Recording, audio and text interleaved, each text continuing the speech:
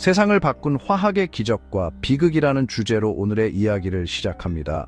우리는 지금 눈을 뜨고 숨을 쉬는 매 순간 화학의 세계에 살고 있습니다. 눈에 보이지 않는 작은 분자들이 만들어내는 거대한 세계, 그 속에는 우리 삶을 풍요롭게 만든 기적 같은 발견들도 있지만 동시에 인류에게 깊은 상처를 남긴 비극적인 사건들도 존재합니다. 오늘 우리는 그 빛과 그림자를 함께 들여다보려 합니다.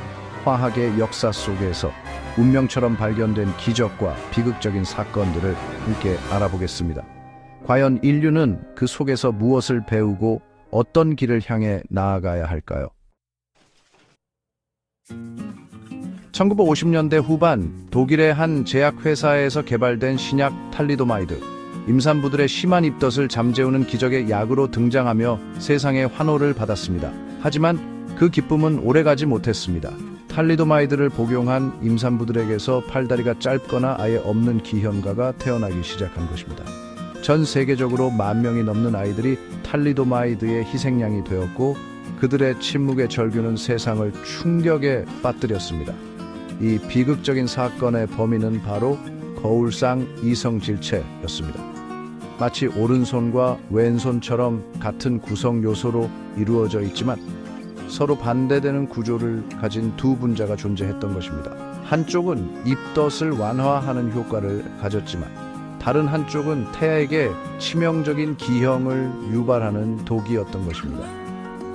탈리도마이드 사건은 신약 개발 과정에서 거울상 이성질체에 대한 철저한 검증이 얼마나 중요한지를 보여주는 가슴 아픈 교훈으로 남았습니다.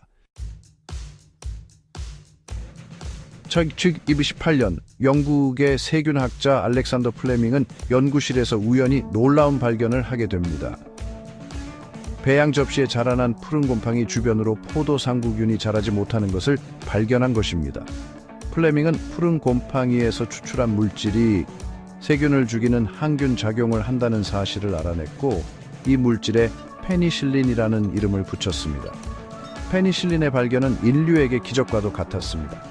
그 당시만 해도 세균 감염은 목숨을 앗아가는 무서운 질병이었지만 페니실린은 수많은 사람들을 세균 감염의 위협에서 구해냈습니다. 특히 2차 세계대전 당시 수많은 부상병들의 목숨을 살리는 데 큰 역할을 하며 기적의 약으로 불렸습니다. 플레밍은 페니실린 발견에 공로를 인정받아 노벨 생리의학상을 수상했지만 그는 자연이 페니실린을 만들었을 뿐 나는 그것을 우연히 발견했을 뿐이라며 자신의 업적을 겸손하게 돌렸습니다. 우리가 무심코 저지르는 실수가 때때로는 세상을 바꿀 혁신의 불씨가 되기도 합니다.